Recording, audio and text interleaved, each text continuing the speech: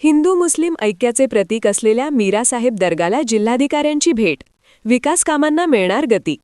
मिरजेतील हिंदू मुस्लिम ऐक्याचे प्रतीक म्हणून ओळखल्या जाणाऱ्या मीरासाहेब दर्गा येथे जिल्हाधिकारी अशोक काकडे यांनी भेट देत प्रस्तावित विकास कामांची प्रत्यक्ष पाहणी केली.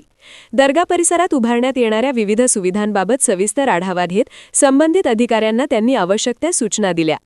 या भेटीदरम्यान निवासी जिल्हाधिकारी डॉक्टर स्नेहल कनिचे, सार्वजनिक बांधकाम विभागाचे अभियंता कीर्तिकुमार मिरजकर तसेच दर्गा खादिम जमातीचे प्रतिनिधी असगर शरीक मसलत यांच्यासह अन्य सदस्य उपस्थित होते. राज्य शासनाच्या अल्पसंख्याक विभागाच्या विकास योजनेअंतर्गत सन 2021-22 मध्ये शासनाकडे सादर करण्यात आलेल्या प्रस्तावास मंजुरी देत दर्गा परिसरासाठी निधी उपलब्ध करून देण्यात आला आहे. या निधीतून मुसाफिरखान्याची उभारणी, विविध दुकानगाळ्यांचे बांधकाम तसेच परिसराचे सुशोभीकरण करण्यात येणार आहे.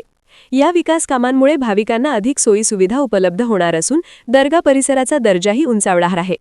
जिल्हाधिकारी अशोक काकडे यांनी प्रस्तावित कामांची सखोल पाहणी करून ती वेळेत व दर्जेदार पद्धतीने पूर्ण करण्याच्या सूचना दिल्या. यावेळी त्यांनी दर्ग्यास गलेफ अर्पण करून दर्शन घेतले तसेच परिसरातील ऐतिहासिक वास्तूंचीही पाहणी केली.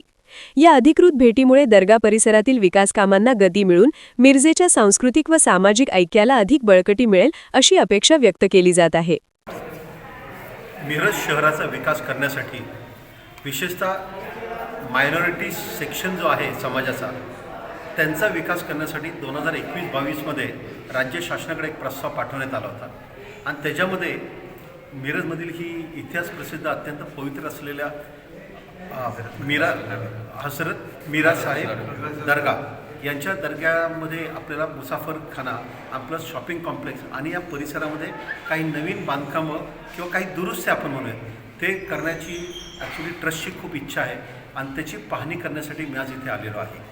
आणि या अनुषंगाने मी आपल्याला एवढंच सांगतो की ह्या गोष्टी आपण जेवढ्या लवकरात लवकर करू तेवढा मिरजमधलं हजरत साहेबांच्या दर्ग्याला येणाऱ्या लोकांची संख्या वाढेल आणि त्याचबरोबर संगीताची सेवा जी पिढ्यानपिढ्या इथे काही घराण्यांनी पीर साहेबांना मीरासाहेबांना जी दिलेली आहे त्या सेवेमध्ये सुद्धा आपल्याला वाढ घेता येईल आणि ही सेवा ही आपल्याला अख्ख्या देशासाठी अधिक खुली करता येईल.